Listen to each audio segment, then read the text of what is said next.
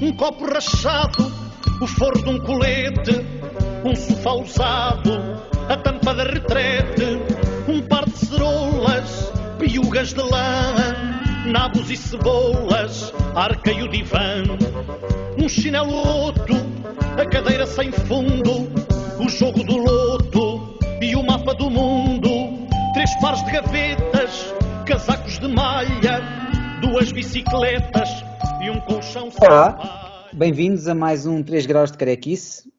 Não vale a pena apresentar nenhum de nós, vocês também não querem saber, vamos já àquilo que interessa, que é o tema desta noite, que é... 3-4-4. O quê? 3-4-4, não um esquema de futebol qualquer. Um bocadinho na sequência do programa. Não, estás a esquecer do guarda-redes, vá. Estou a fazer maus contas. Não, tu estavas a dizer uma tática de futebol com 1-3-4-3, era? Nunca se conta com o guarda-redes. Bem, não interessa. Avança. Na sequência do programa anterior, em que tivemos aqui uma conversa interessante entre nós, pelo menos com vários pontos de vista, mas no fundo acabámos por convergir bastante sobre o papel da banda desenhada e a contraposição com a literatura, aquilo que foi dito, enfim. E levantámos aqui uma série de questões e leva-nos achámos que era interessante fazer um programa sobre banda desenhada, as suas várias formas, várias linguagens. Isto é um pouco pessoal, ou seja, eu vou trazer referências, que algumas têm a ver com o meu gosto pessoal, outras têm a ver com maneiras de utilizar esta expressão que eu acho curiosas. Tenho a certeza que tanto o Gabriel como o Pedro vão trazer coisas que me vão surpreender, portanto, para mim, até como espectador interno, é interessante, e portanto eu estou ansioso para saber o que é que eles trouxeram, não faço a mínima ideia, mas tenho a certeza que cada um de nós vai abordar este episódio de maneira diferente. E porquê? Por causa da conversa de banda desenhada banda desenhada é para determinado tipo de leitores. Esta generalização, seja para crianças, seja para pessoas que estão a fugir aos livros em princípio ditos de livros a sério, não é? Como já todos nós ouvimos, não é? Porque é que estás a ler banda desenhada, porque é que não lês livros a sério? Isto é mesmo, é a tal questão de a linguagem é tão diversa e é tão rica que nos leva a trazer coisas que nós realmente achamos que é, de facto, que são díspares. No que diz respeito ao tema, no que diz respeito à forma, à estrutura das pranchas, várias coisas. Pronto, eu trouxe, para já tive que fugir dos livros que nós já trouxemos nos programas anteriores. Alguns deles apetecia-me trazer para falar sobre eles, mas pronto, é só ir vendo os programas que fizemos para trás. Eu vou mostrar aqui uma série de livros que eu acho interessantes. Muitos deles são portugueses, mas eu acho que a palavra é mesmo essa, é livro. Para já a minha paixão por banda desenhada vem muito por causa do objeto livro, e por isso é que eu também nunca fui grande adepto da banda desenhada online ou da banda desenhada digital, porque eu gosto realmente de ter o objeto nas mãos e gosto de o pôr a funcionar. Um dos livros que eu queria trazer para vos mostrar era este, que é o Deserto de Nuvem, do Francisco Sousa Lobo. Francisco Sousa Lobo é um autor que nós já falámos aqui várias vezes sobre ele. É um livro que está muito bem produzido, eu penso que se não me engano, é da Chile com Carne. É um livro que tem duas frentes, vá. O livro chama-se Deserto de Nuvem, precisamente porque numa face é nuvem e na outra, virando ao contrário, é deserto. A lombada já está um pouco a descolar a minha, mas é aquelas lombadas com tola de madeira, sem papel por cima. O livro está cozido. Eu acho que não estou a mentir quando digo que o livro é da Chile com Carne, mas provavelmente... Sim. E o livro resulta... Para já é um livro que tem muito a ver com o seu autor, não é? com o Francisco Sousa Lobo e com os temas que lhe interessam. São temas muito próximos da filosofia, da teologia, e das próprias reflexões que ele vai fazendo, e resulta de uma troca de correspondência que ele teve com um monge do convento da Cartucha, em Évora.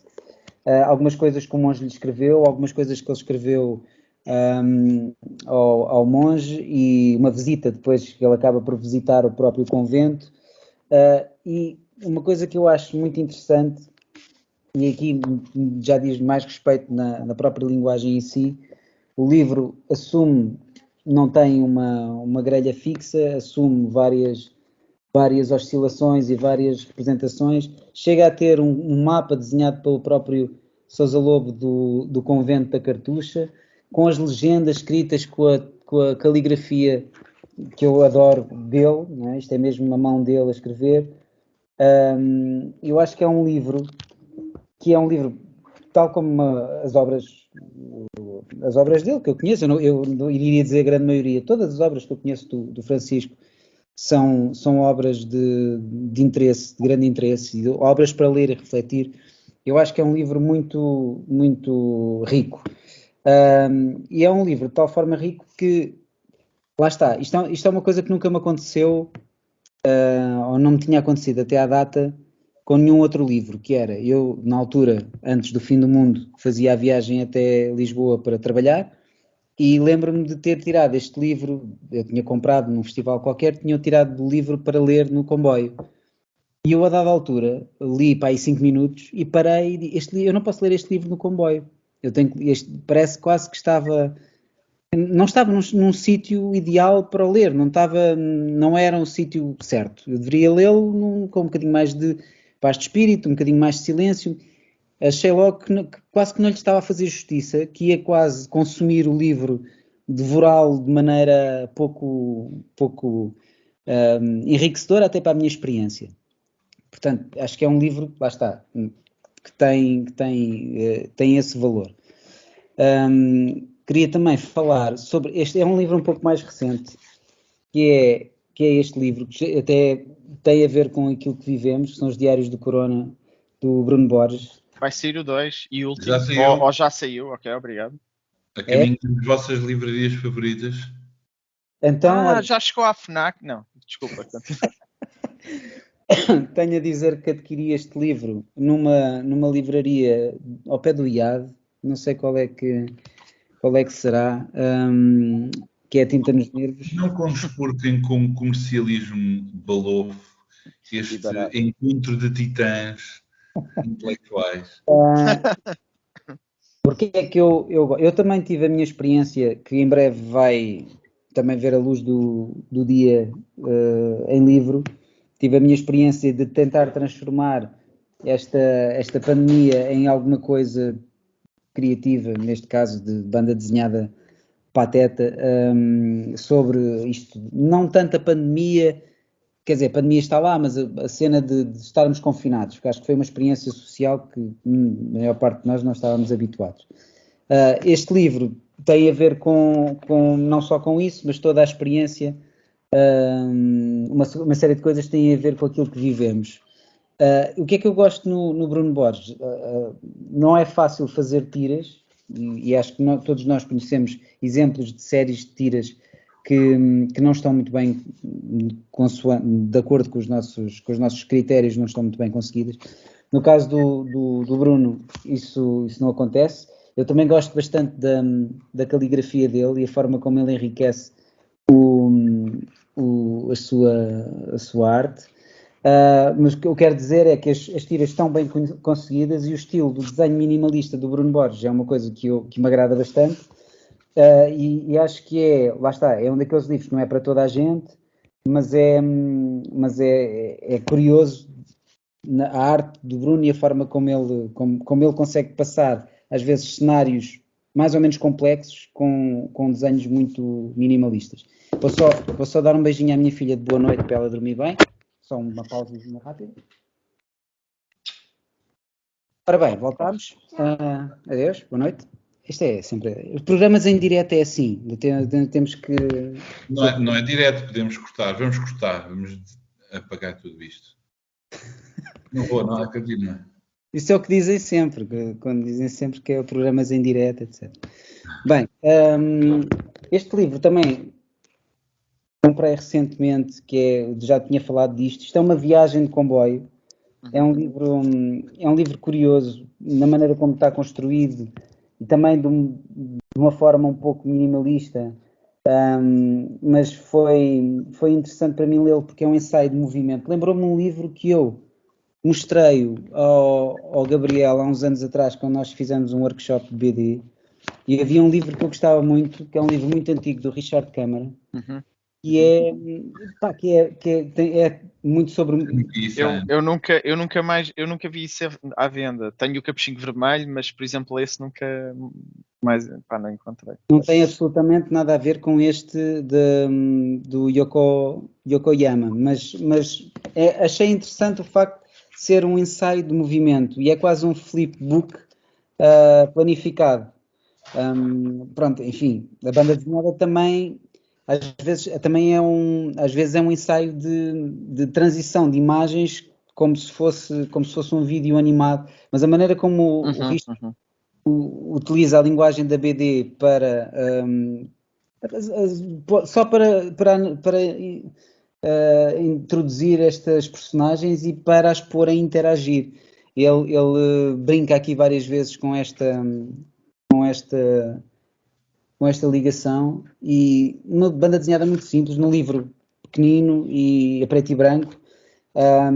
Sempre foi um livro que eu achei muito interessante, não só pelo movimento, mas também pela sugestão do som. É giro como nós às vezes até parece que ouvimos a mosca e o som da mosca andar à volta do sapo. Eu acho isto interessante. Pronto, eu ao ler a experiência de ler este livro do Yokoyama basicamente são 3 personagens que fazem uma viagem de comboio. Eu estou a lê-lo ao contrário, na realidade ele está de trás para a frente, fiel ao objeto original, e lá está. Isto, quer dizer, também eu não vou estar sempre a repetir, quer dizer, há histórias um pouco mais convencionais que as pessoas ligam ao universo da banda desenhada, quase sempre num universo meio fantástico, meio heróico. Mas isso, pronto, são exemplos mainstream que nós também gostamos, evidentemente, mas há coisas tão simples como coisas, não é tão simples, mas coisas diferentes, e de certeza que o Pedro e o Gabriel vão trazer também alguns exemplos. E esses exemplos às vezes estão onde menos nós esperamos. Eu à minha filha comecei, para ela se interessar pela linguagem da banda desenhada, antes da Turma da Mónica, que ela entretanto ficou obcecada. Os primeiros livros de BD que eu lhe mostrei até foram do Petsy, de uma reedição da Ponte de Fuga, que eles tiveram há pouco tempo. E são livros que eu li 1 ou 2 quando era miúdo, e são livros muito tradicionais, ou seja, são esquemas de, penso que são 6 vinhetas.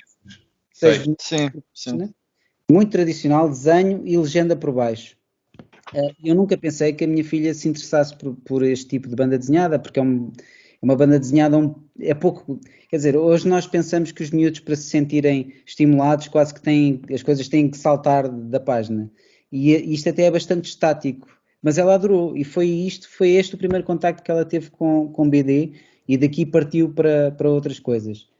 E eu só achei curioso, há uns tempos atrás, comprei-lhe este livro, ou estes livros da Hora de Aventuras, e estes livros também são bastante interessantes na forma como exploram a linguagem de banda desenhada. Por exemplo, aqui nós temos quase uma história que tem vários sentidos diferentes, neste caso aqui. Ou seja, se nós seguirmos as linhas azuis e a forma como nós temos uma história diferente do que seguirmos as linhas cor-de-rosa. Ou seja, é quase um jogo nas pranchas de BD. E eu achei isto muito estimulante. Cruzamento com jogos de vídeo. Inaceitável! O Lemon Grab, isso é um pesadelo de febre. É das coisas mais bizarras de sempre. Mas pronto. O não sei como é que se diz em português. Em inglês em português é o limadrão. É a limadrão. Mas achei muito interessante numa banda desenhada para crianças haver este estilo desafiante e diferente de contar a história. Eu tentei fazer uma série, a série do Living Will, em fascículos, e foi uma coisa que não sei se em termos de vendas não resultou assim tão bem, porque tenho muitos exemplares. Mas não foi um esquema fácil para ter cá em Portugal. Mas há pouco tempo reli uma série do André Pereira, que é o Madoka Máquina. E eu acho que é realmente algo que acho que não teve a atenção que devia ter tido. Acho que as histórias acho que o André Pereira é um autor muito, muito interessante. Raramente quando se fala em autores portugueses com uma obra que vale a pena descobrir, pelo menos, claro que quando eu vou dizer uma injustiça, raramente quando se fala num circuito mais mainstream ou que tenha mais gente a prestar atenção, raramente se fala dele, mas eu acho que se devia falar dele, porque é um autor muito interessante, é um autor que escreve as suas próprias histórias, né? Apesar do primeiro livro que ele fez até foi para a Kingpin, com o argumento do Mário O Freitas. Impaciente Inglês, talvez. Mas ele a partir daí tem-se lançado quase sempre a fazer as suas próprias histórias. Também um livro com circulação comercial maior, atenção. Sim. É isso que eu queria dizer, sem desprimor ou sem desrespeito para aquilo que ele tinha feito antes. Eu acho que ele tem vindo a trilhar um caminho muito interessante enquanto autor. Tem uma linguagem própria, tem um desenho que tem vindo a desenvolver-se muito, a legendagem. Eu acho que ele tem um trabalho muito maduro. E esta história é interessante, é uma história atual, que fala depois de cruza com elementos fantásticos e às vezes próximos até dos videojogos, como os amuletos e referências de animação, de animes ou de algo que nós também, de séries que nós também vimos, apesar de sermos gerações diferentes. Eu reli a série toda, achei muito interessante e acho que era muito... Diz-me? Estava a pensar, se calhar não faz sentido nenhum, mas estava a pensar que o Madoka, se calhar, tal como o Living Will, no nosso mercado, pode não ter ajudado o facto de serem fascículos pequeninos que depois são editados com algum período de afastamento. Se calhar se fosse editado como um volume logo único, não sei, talvez pudesse chamar mais a atenção, não sei se as pessoas vão perdendo ao longo do caminho. Também não sei se, mesmo se o livro tivesse completo, não sei se o estilo de história é crowd pleaser, mas também não foi esse o interesse. Certo. Que não é esse o objetivo do André, não é? Acho é que realmente é algo que é bastante rico e que até às vezes obriga a outras leituras e gostei de reler, ou seja, tinha tido uma impressão da primeira vez que li, gostei de reler e achei mesmo... Mas pronto, não terá passado totalmente despercebido, porque eu lembro-me de o ter lido em destaque no site do Paul Gravett, não sei quem é que escreveu sobre ele, mas pronto, não passou totalmente despercebido. Continua, desculpe. Pronto, eu aqui também há uma coisa que... Pronto, isto tem tudo a ver com formatos, não é? Ele escolheu este formato, tal como também... não sei se foi isso ou não, eu deixo aqui a recomendação a que se redescubra também na própria estrutura, nas próprias construções.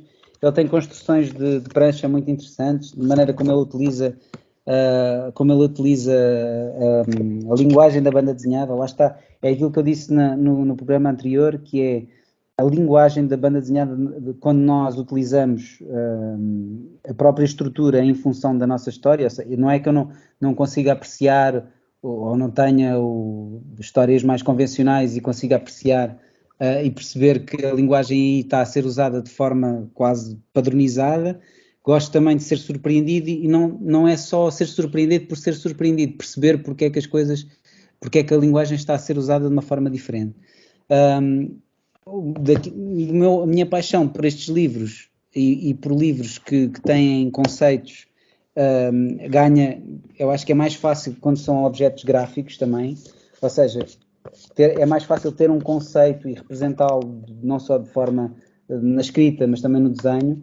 Este livro é um livro muito engraçado porque é um livro que começou, é de Frank Krause, chama-se Deep Dark Fears, E começou por ser um livro em que ele exorcizava medos que tinha em criança, e depois isto começou a ser um fenómeno social, ou seja, ele começou a pedir às pessoas para partilharem com ele medos que tinham.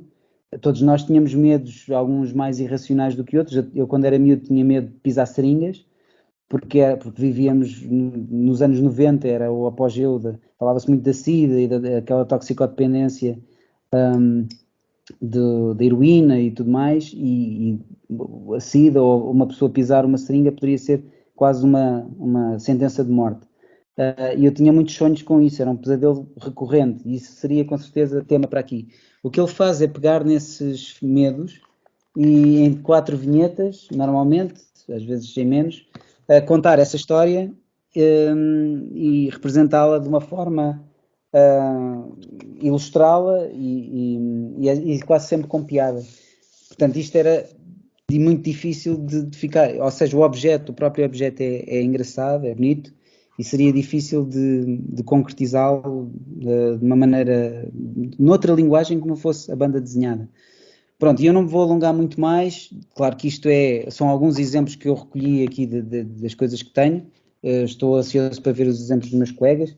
Queria só falar, uma coisa que eu também gosto bastante de ler quando se trata de banda desenhada são antologias, porque temos contacto com, lá está, mais uma vez, antologias com temas, há um tema central e vários autores abordam o mesmo tema sempre de formas diferentes. Uma antologia recente é este, que é o Querosene, tem um bocado a ver com a relação que temos com as nossas raízes, ou terras de onde os pais são de lá, onde passávamos férias, ou mesmo a nossa terra natal, muitas vezes, quando temos que regressar a ela.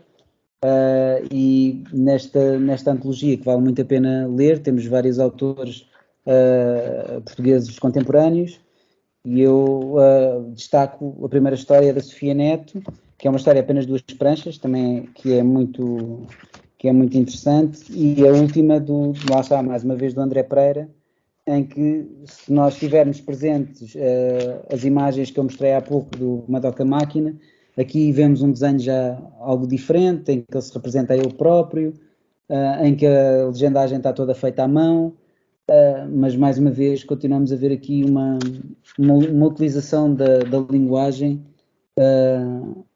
muito eficaz, com vários tamanhos de vinheta, com a recusa do padrão, mas de uma forma sempre bastante elegante e madura. Portanto, deixo aqui o meu shout-out, o meu props ao André Pereira e vou-me calar que já estou farto de falar.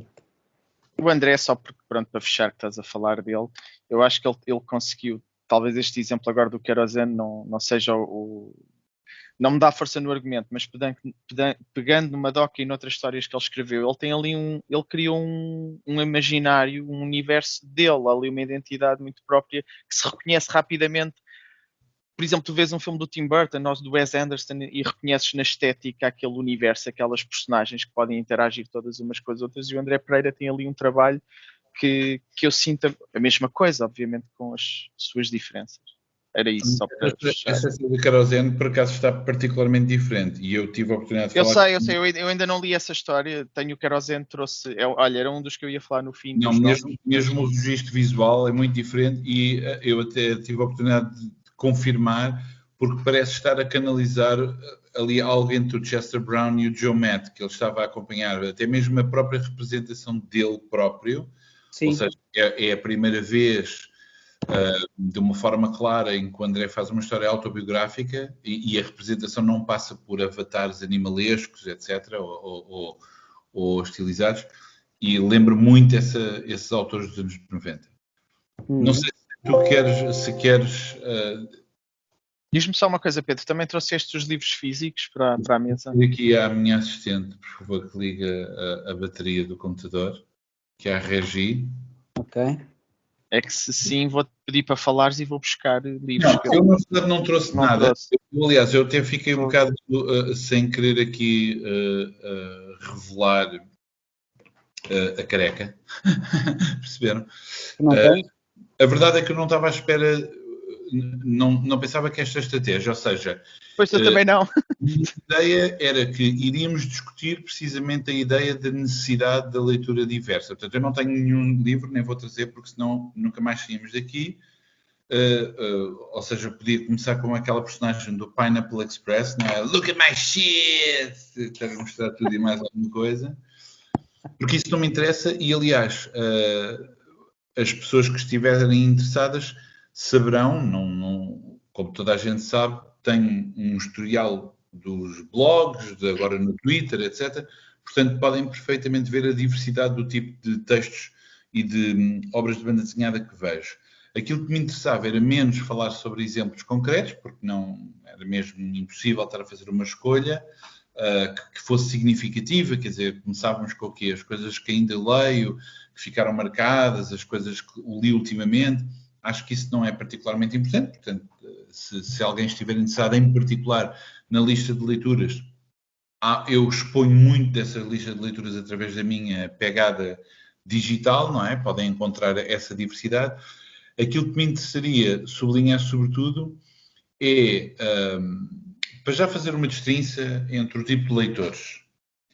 Que também ia pegar aí. Que é o facto de, muitas vezes, eu utilizo muitas vezes esta fórmula que eu digo que os piores inimigos da banda desenhada são os fãs de banda desenhada.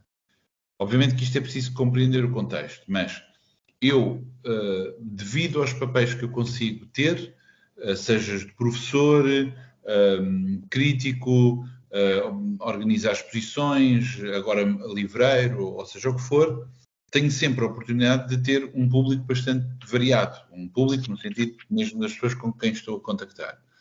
E apesar de eu ser uma pessoa que obviamente gosta muito de banda desenhada, estar aqui num programa de outras pessoas que gostam de banda desenhada e haver um bocadinho esta obsessão, eu não tenho grande paciência para um determinado tipo de cultura demasiado ensimismada que tende a ver a BD como um todo homogéneo e que muitas vezes esconde de si mesmo a uniformidade com que vê as coisas. Ou seja, muitas vezes no discurso que pode haver da banda desenhada com outras áreas, seja a de defesa, de diálogo, de entrada, de estimular pessoas a ler, o que é que acontece? São os próprios defensores da banda desenhada, que normalmente caem mais ou menos dentro de um determinado campeonato, que insistem sempre no mesmo tipo de linguagens e não há uma procura por diversidades, seja diversidade de estilos, de tipo de histórias, etc. Reparem, é inevitável, como é óbvio, mas há muito mais atenção e muito mais defesa vocal com banda desenhada, por exemplo, que têm intrigas formulaicas, não é? Ou seja, histórias em que acontecem coisas de uma maneira mais ou menos previsível em termos de estruturas narrativas.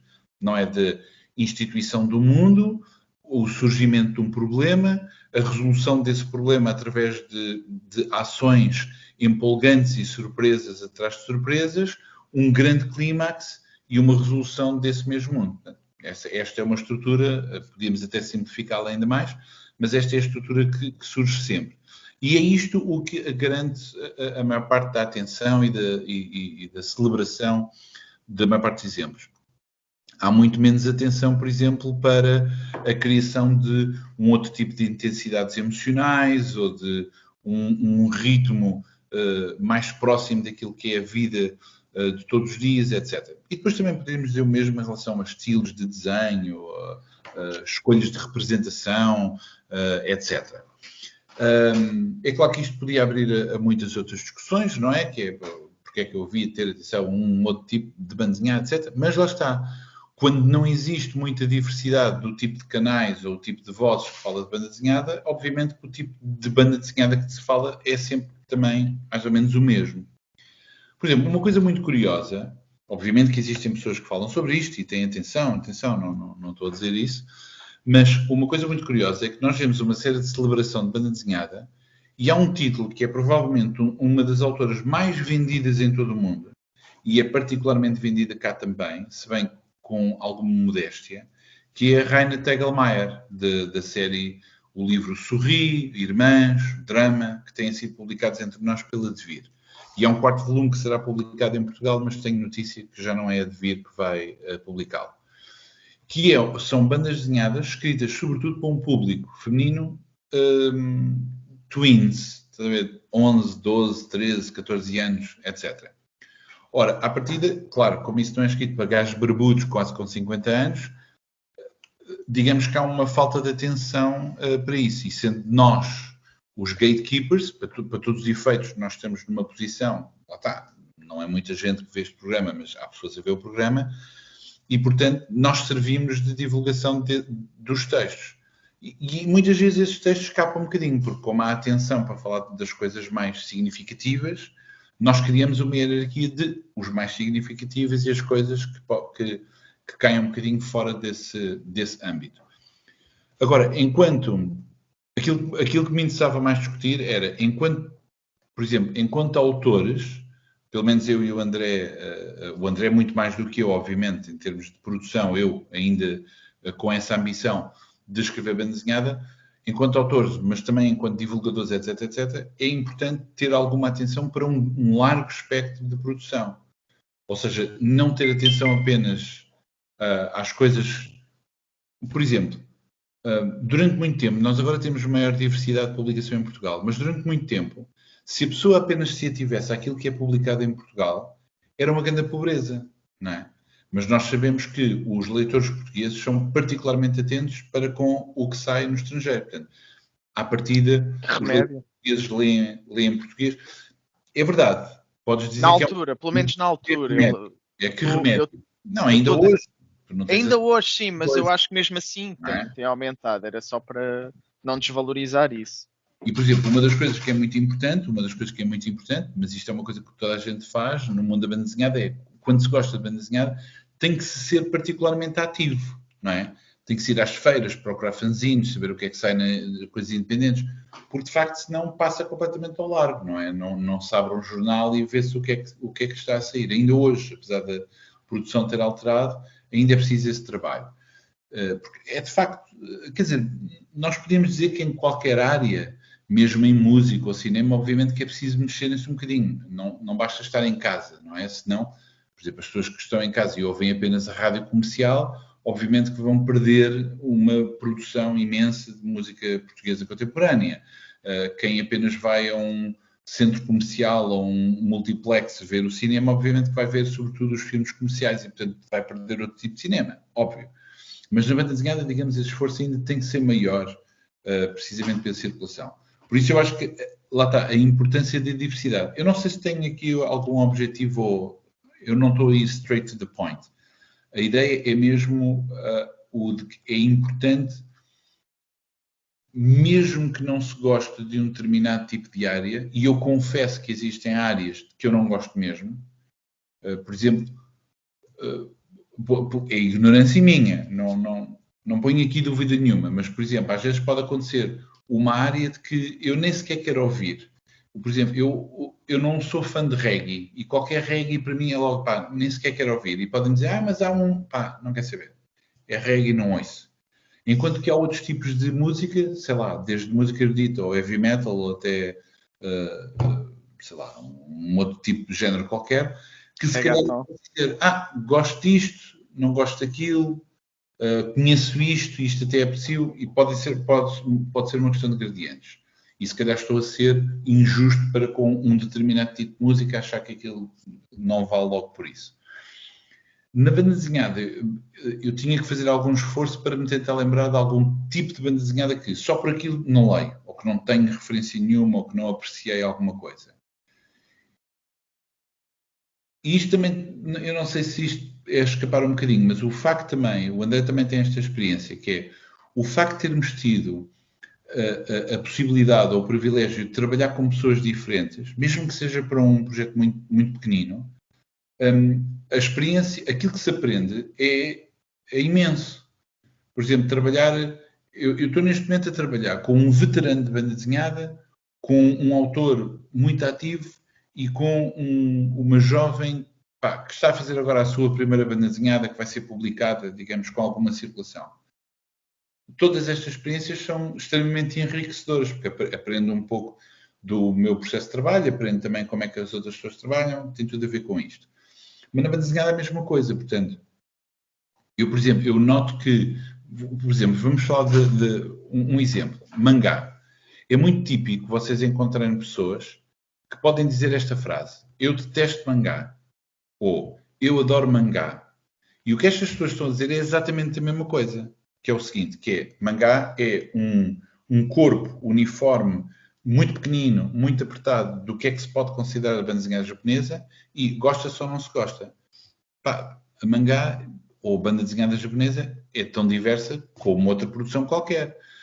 Mas a verdade é que nós temos, por exemplo, se olharmos para o catálogo da Devir, é maioritariamente séries shonen, não é? De fantasia, Naruto, Assassination Classroom e não sei o quê. Depois agora até tem umas exceções, sim.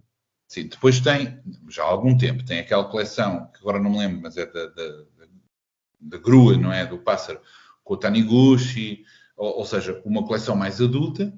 E agora até surgiu mais uma editora, a Sendai, que tem feito apostas completamente fora do baralho, não é? E bastante surpreendente, sobretudo este último volume do Imiri, depois não sei dizer o segundo nome, que era com o Boxman ou algo assim. O que é, não sei o que é de capa. Pronto, desculpem, não tenho a referência aqui agora e não tenho o livro ainda. Bom. Jornada de capa. Tomada de capa. A jornada. Portanto, jornada de capa, perdão. Pronto, temos aqui, finalmente, uma coisa que escapa um bocadinho à ideia. Portanto, se realmente a pessoa pensa em mangá, quer como um pai que não gosta que o filho leia isso, ou quer como um otaku que só pensa em mangá e só fica preso às prateleiras dos tankobon de shonen mangá, obviamente que isso empobrece a ideia da diversidade que há. Claro, a maior parte de nós e as pessoas que ouvirão terão muitas referências e sabem, mas é preciso alimentar um bocadinho essa diversidade em todas as direções. E, quer dizer, eu acho que não preciso de falar do que é que já falei sobre banda desenhada experimental, poética, coisas esquisitas, objetos de BD, e não simplesmente a BD que seja narrativa, representativa, novelesca, etc, etc. Bom, eu vou-me calar porque I don't have a point, é só costas de pescada, mas lá está. Procurar o máximo de diversidade enriquece sempre a leitura de uma ou outra coisa, não é? O cruzamento das áreas. Gabriel. Bom, desculpem este corte abrupto, houve um problema técnico, era o Gabriel que ia falar. Exato. Eu agora já vou aproveitar este problema técnico e vou começar de outra forma, que é, enquanto o Pedro estava a falar, estava a desenhar um gráfico das visualizações do nosso programa, não sei se é claro. Isto é, leitores de BD aqui mais alto e não leitores de BD. Este é o dia de hoje em que o Pedro disse que os leitores de BD são os piores inimigos da BD e é o programa a partir daqui. Portanto, acho que é claro, não é? Esse estudo é de uma, é de uma exatidão, está muito bem feito. Obrigado. Eu sei que foi... Eu, na verdade, tenho que explicar o que é que eu quero dizer com isto, mas fica para outra coisa porque há não malta que faz estudos em cima do joelho, mas este foi feito aqui em cima da mesa, não se preocupe. Muito bem. Obrigado. Então, não, eu sei, Pedro, Gabriel, só uma coisa, afinal, aquele workshop de data visualization que fizesse em Macedo Cavaleiros... Está a compensar. Não, eu estava, então vou voltar ao tema, estava a dizer que tive uma interpretação do tema também mais similar à do Pedro, ia começar a falar dos leitores e ia dividir em dois grupos, tendo consciência que estas divisões binárias muitas vezes não fazem sentido, a vida não é Dr. Jekyll e Mr. Hyde. E então, nesse sentido, o que é que eu ia dizer? Eu acho que nós, enquanto grupo de leitores, se calhar não somos o grupo de leitores mais comuns. O André como autor de BD, o Pedro como autor estudioso, divulgador. Eu próprio já tive uma fase não atual em que escrevia sobre a banda desenhada, ou tentava escrever alguma coisa de jeito, mas escrevi para vários sites na internet, a Rua de Baixo, o Deus Me Livre, tinha um blog também, e o meu foco sempre foi a divulgação de banda desenhada.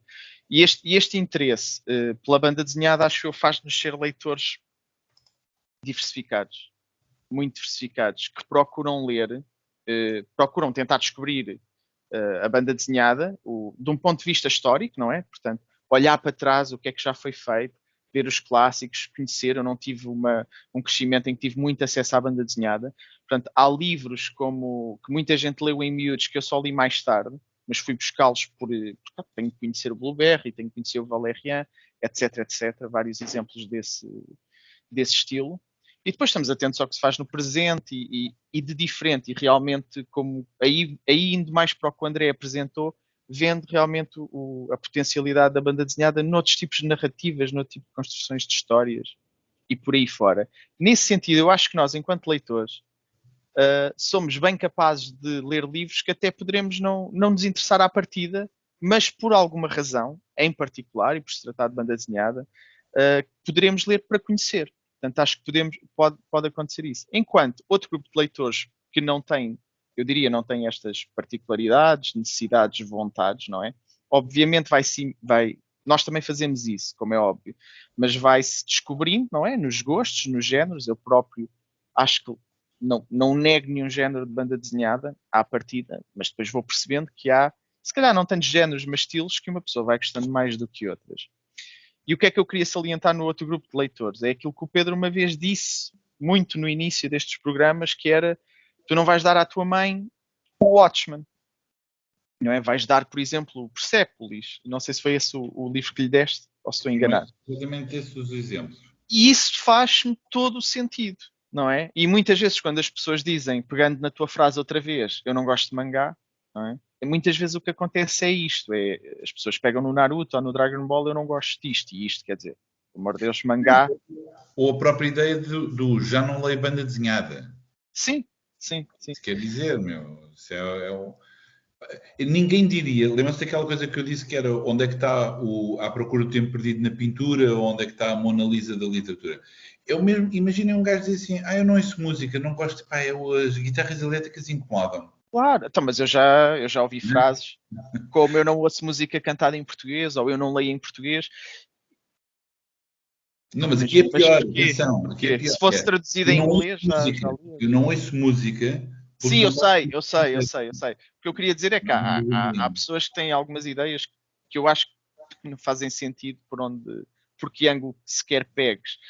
Neste caso, quando se dizem estas frases, porque pode-se não concordar, o que seja, mas eu acho que muitas pessoas que dizem eu não leio banda desenhada, eu não quero saber de banda desenhada, é porque não conhecem banda desenhada. Ou que conheceram a pouca que foi introduzida, porque é mais popular, porque foi a que calhou na vida,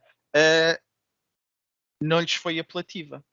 O que é válido, mas é uma frase, por a banda desenhada lá está, ter a tal exposição menor e exigir esse esforço extra que tu estavas a dizer em comparação com outras artes, não é? Ninguém diz, por norma, não gosto de cinema, não é?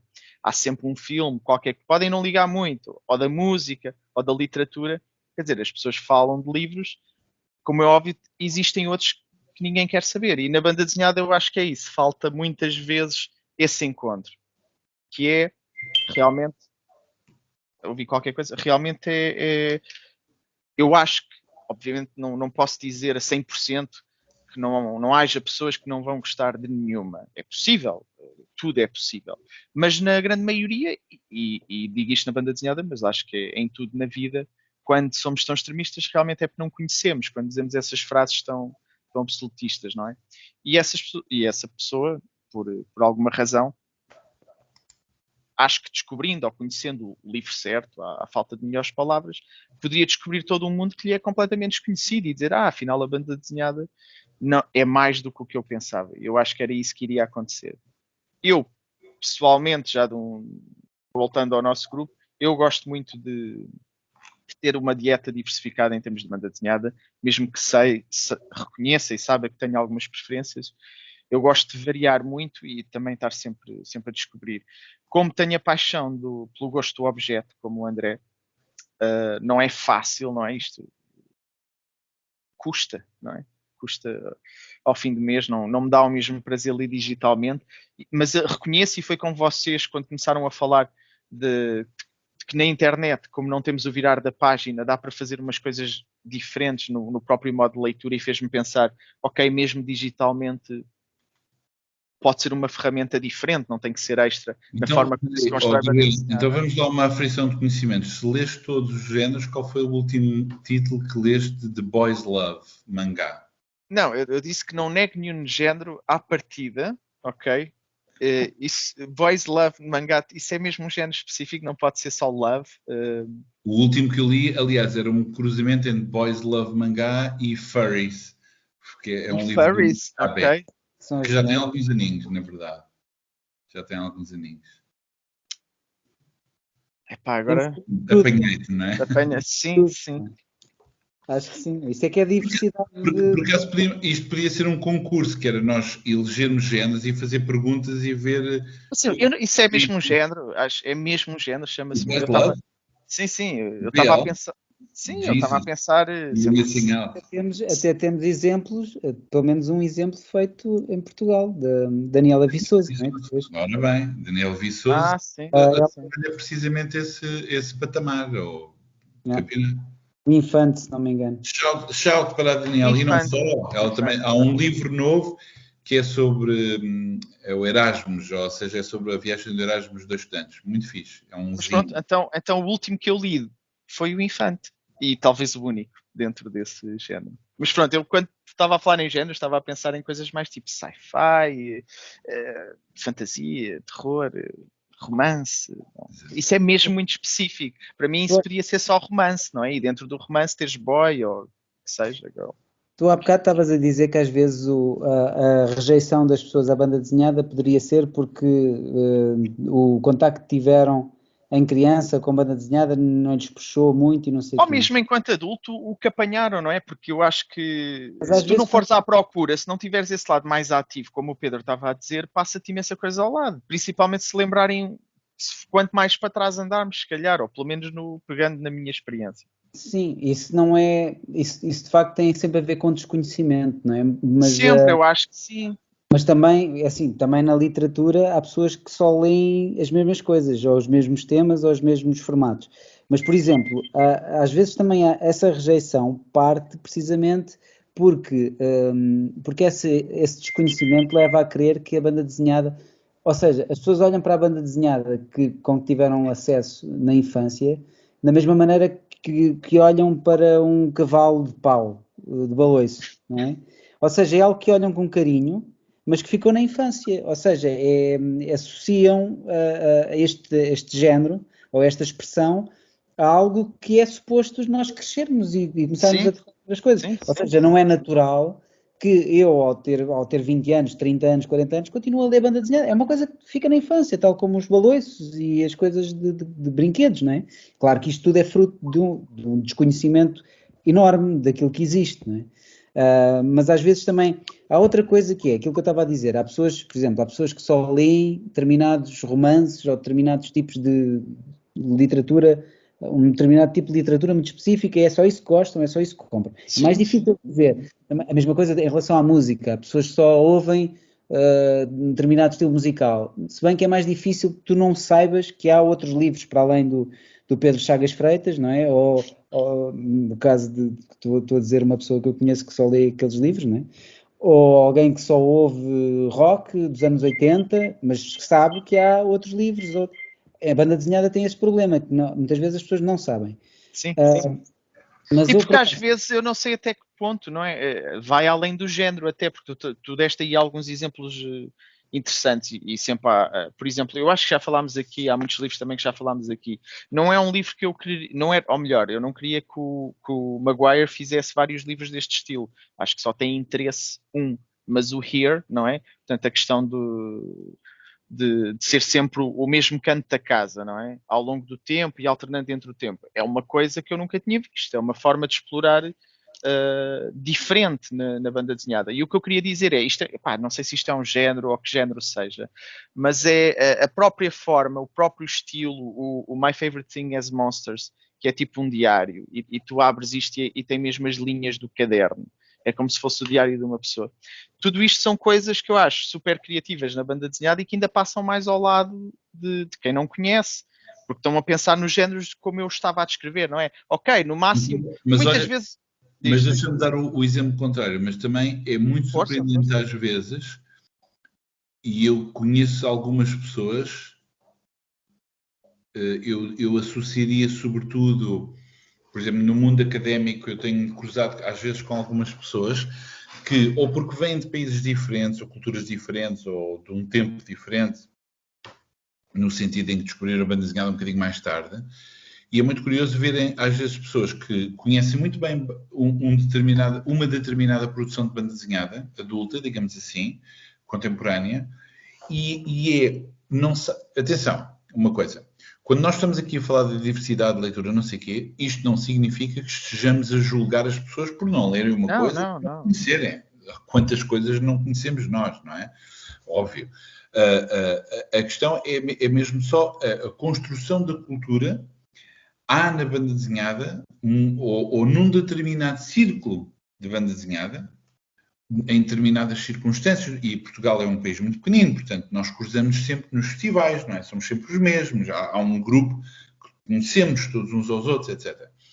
E cria, mais ou menos, uma massa homogénea que às vezes é um bocadinho hostil e pouco flexível para haver corpos diferentes para entrar nesse corpo. Pessoas diferentes, pessoas com intensidades diferentes. Por exemplo, há pessoas que podem querer apenas gostar de uma coisa e não são obrigadas a conhecer tudo ou gostar de tudo, não é? Gostas de banda desenhada? Eu, não, conheço 1 ou 2 livros. Mas eu tenho todos. Não é preciso entrar nesse loop. Mas onde eu queria chegar é pessoas que conhecem banda desenhada, digamos, contemporânea, etc., e não sabem nada da banda desenhada comercial. Mesmo, a sério. Sim, ou seja, pessoas que conhecem, podemos manter uma conversa sobre a Alison Bechdel, sobre o Monsters, e têm referências super interessantes que levam a essa leitura, e depois eu pergunto sobre o Homem-Aranha, dizem, o Homem-Aranha é aquele que combate com o Batman, não é? E nós logo, combate com o impossível. Mas essa frase é genuína mesmo, e nós dizemos, é que um é da DC e outro é da Marvel. E eles, ok. É o mesmo que confundir detergentes, um do Lidl e outro do Continente. E, o que é que interessa? É detergente, não é importante. Portanto, às vezes acontece isso. Isso lembra-me uma crítica do Luís Miguel Oliveira no Público, já não me lembro que filme, mas era um filme para aí da DC em que ele diz as personagens da Marvel, ou o contrário, e os comentários era precisamente o que estavas a dizer. Que esses personagens são de outra editora. Está tudo errado no texto. Porque era o mais importante, era o Marvel ou o DC no texto que ele escreveu. Pronto, mas isso não deixa de ser interessante, é só, ou seja, esta questão da diversidade, que estávamos a falar sobre a diversidade de estilos, tipos de texto. E não era mesmo uma questão de julgar, mas era isso, às vezes, ou pelo menos eu como gosto de falar de banda desenhada e tentar dar a conhecer, eu tenho isso em atenção, eu não tenho, acho eu, tantas pessoas com que falar dessa banda desenhada diferente, tenho mais conhecimentos para falar da mainstream, mas, por exemplo, algumas pessoas que conhecia por outras vias, por outros gostos de cinema ou de literatura em comum, e que eu percebo, ok, este livro pode ser interessante para ti, de banda desenhada, não é? Por exemplo, sei lá, o Ed Epic Clown do Chester Brown, só porque eu tenho aqui, ou outros, e que as respostas são muito positivas, e são coisas realmente que as pessoas, isto existe em banda desenhada, é muito interessante. São pessoas que eu sei que se trouxesse o Homem-Aranha, como tu disseste, quer dizer, não ia funcionar. Eu tenho essa consciência. Deixa-me dar um exemplo precisamente contrário. Portanto, é saber... Não, e ao contrário haverá também, mas é tu saberes tentar chegar... Sim, é isso. Eu comprei 2 livros de uma série que é de uma mangá americana, que é o Ruby. Não sei se conhecem. RWBY. Eu peço desculpa, quem conhece isto vai se rir na minha cara, vai dizer, está errado, mas eu acho que está associado a um jogo, não sei o quê. Eu comprei essas BDs para oferecer às minhas filhas, que leu, e eu comecei a ler. E digo uma coisa, eu não percebi nada daquilo. Eu não consigo entender a história, porque está mesmo escrita de uma maneira que tem a ver com uma certa rapidez, passagem e o interesse nas relações, que não tem a ver com lógicas narrativas, tem só a ver com, sabem, aparece uma rapariga, uma manda uma boca e ela fica em chibi e logo chateada e grita com a outra. E eu estou a ler aquilo e digo, isto é insuportável, isto não é para a minha idade. E não é para a minha idade. E não vou dizer, é mau. Não, é mesmo, é curioso ser confrontado com uma linguagem que eu já não compreendo. Ou seja, já me sinto precisamente como aos velhos, não é? De que isto não é nada, não percebo nada. Mas é isso, é mesmo uma linguagem que é tão distinta e que não tem a ver com experimentalismo. Claro, eu se quiser ser mauzinho vou dizer, isto não é muito bem escrito, não é muito bem estruturado, só joga com clichês digamos, com memes, é quase construído com memes, percebem? E não é propriamente uma organização narrativa mais clássica. Ou seja, sou eu que venho com uma categoria, portanto, isto agora eu convido, por exemplo, nós não dissemos isto, mas agradecemos, o último, já houve pessoas a fazer comentários. Por favor, façam comentários, nós tentamos responder sempre. O Gabriel respondeu no YouTube, façam comentários. Por exemplo, esta série, será que sou eu que não entendo esta linguagem? Ou tenho alguma razão em ver que aquilo não está mesmo bem construído? Não tenho resposta, tinha que dedicar um bocadinho mais. Não, porque é nos períodos de mudança, não é? Tu tens isto ao longo da história, sempre que surge um novo estilo ou qualquer coisa, há sempre um momento de discussão do género, podes ser velho do Restelo e dizer, não, isso não vale nada, e depois, hoje, olhando para trás, olha, até valia, era espetacular, não sei o quê. Se nos está a acontecer isso, não é? O André, se calhar como eu, quando houve Mumble Rap, também diz, o que é isto? Onde é que estão as letras e os versos bem construídos? Não gostam de Mumble Rap? Eu acho. Gucci Gang. Há coisas que eu acho que vão acabar por esvair sem fumo, como é o caso do Mumble Rap. Exato. Vão desaparecer, porque, enfim, como... Pensas daqui a 10 anos vai haver um revival que até te lixas. Mas há outra coisa, sim, mas há sempre revivals de tudo, menos das suíças. Já repararam? É que tudo voltou menos as suíças. Ninguém pega nisto. Até o bigode, que já todos... olha que não sei. Boa ideia, voltou. Mas as suíças não há. Enfim, pois fica para outro programa só sobre este assunto, porque eu acho que há muito para dizer sobre isto. 3 graus de suíças. Não. BD sobre suíças e tudo mais. Há outra coisa que eu também acho que às vezes pode ser um entrave, às vezes mesmo há um interesse pela banda desenhada, que é, e este foi um exemplo muito próximo, que é, a minha tia sempre foi muito uma leitora ávida e voraz até, de muitos livros, vários tipos de literatura, nenhuma trash, ou muito pouco trash, não há lá, pronto, não vou dizer nomes, mas não há aquela literatura, em casa ela não tem nada de exemplos desses. E é uma pessoa que lê muito, e houve uma vez que eu lhe ofereci um livro de banda desenhada, precisamente como o Pedro faz, né, que ofereceu à mãe, eu também ofereci alguns ao meu pai, especificamente escolhidos, já eu sabendo, ofereci-lhe também o Persépolis, curiosamente, e outros do género, porque achei que os temas lhe interessavam, mas a minha tia assustou-me, porque a minha tia abriu o livro e começou a ler aquela prancha e reparei que ela não percebia nada daquela linguagem. Ela estava a ler as onomatopeias como se fossem legendas, sempre com o mesmo tom, sem perceber quem estava a dizer as coisas, sem perceber qual era a ordem de leitura, ou seja, ela estava absolutamente perdida. Portanto, a banda desenhada pode mesmo às vezes ser uma linguagem repelente quando não se tem, ou quando não se está interessado a ter esta... Como nós temos isso tão adquirido, nem sequer pensamos nisso, não é? Que é um entrave, que pode ser um entrave. Há mesmo pessoas assim, e não são pessoas que nunca abriram um livro. Não. São mesmo pessoas que estão completamente afastadas deste tipo de linguagem. Que para nós é uma linguagem, precisamente porque esta linguagem apanhamos na infância. É uma coisa que nós sabemos quase desde sempre. Mas não é uma linguagem, como muita gente diz e escreve, não é uma linguagem universal, não é uma linguagem simples, é algo que tem que se aprender. É uma aprendizagem cultural. Mas isso é o tema, de facto. Olha, eu só queria alertar que eu acho que já estamos a ultrapassar largamente o tempo normal da paciência de nós. Deixa-me só então dizer uma coisa, que é, pronto, eu acabei por ser o único que mostrei exemplos, foi só, olha... Eu trouxe o Building Stories, porque nem é todos os dias que se lança uma caixa de banda desenhada, não é? Quer dizer, mas pronto. Acabou por servir. Ainda estou à espera do teu unboxing, Pedro. Prometeste e ainda não fizeste. Super.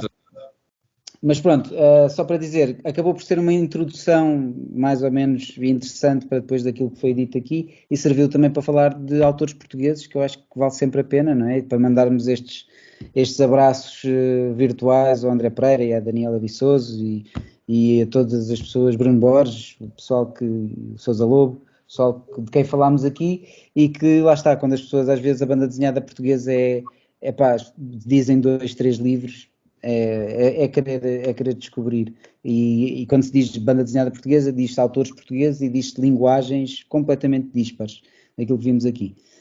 Eu, enquanto autor, o público, eu sei que o público é limitadíssimo, e eu faço uma coisa que é uma coisa muito egoísta, que é, não tenho e às vezes as pessoas queixam-se disso, e às vezes até noto no Goodreads, que é, eu faço livros muito diferentes, ou seja, as pessoas quando compram um livro meu podem adorar ou podem detestar, isso já aconteceu.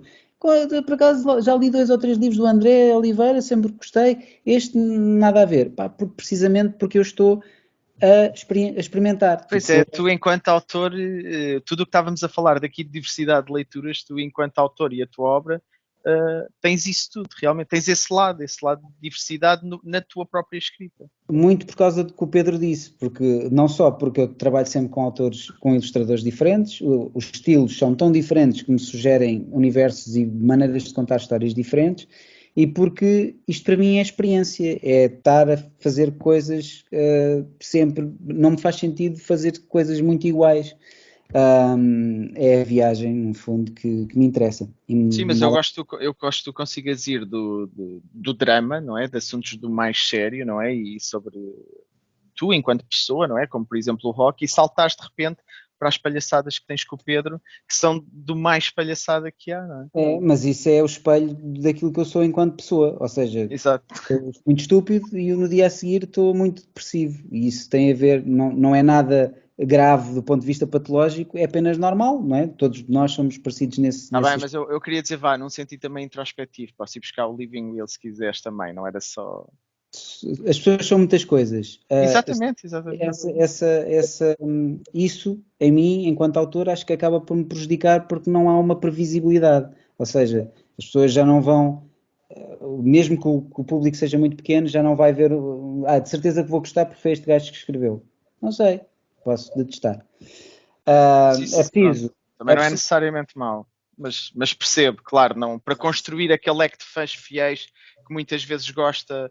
Eu lembro-me de haver críticos de música que diziam isto: se calhar os fãs não vão gostar deste álbum porque mudou radicalmente e as pessoas queriam que continuassem naquele registro. Ok, é válido, mas pronto, eu acho interessante. Mas isso também é daquelas coisas que é preço por ter cão, preço por não ter. Exatamente. Ou é sempre igual, ou este gajo agora foi fazer uma coisa que não tem nada a ver com o que eu... Obrigado. É verdade. Gritar do que eu ia dizer. É preciso ler, ver, estudar, ir, é preciso aproveitar as coisas lindas que há no mundo, e cheirar as flores também, que é muito importante. Enfim, de Corolla. Como os manjericos, tocar e levar a mão. Bom, eu estou a ficar estressado com o tempo. Ok, vamos, acho que então wrap it up. É isto. Um abraço a todos. Até para a semana. Ok, então aquela sessão de karaoke no final fica para o outro, não é? Ok. Sim. K-pop. Cantar K-pop. Não precisas levantar logo, que deixavas um tempo para fazer o corte, meu. Agora vou fazer o corte contigo a levantar no meio da curva, meu. Não, devias deixar isto. Deixa isto tu a reclamar com ele que se levantou. Muito bom. O macaco Zacarias e o compadre chimpanzé pediram ao Tobias e ao Chiquinho Capilé para ajudar a uma mudança que era muito complicada. Foi tamanha a cangalhada que se espantaram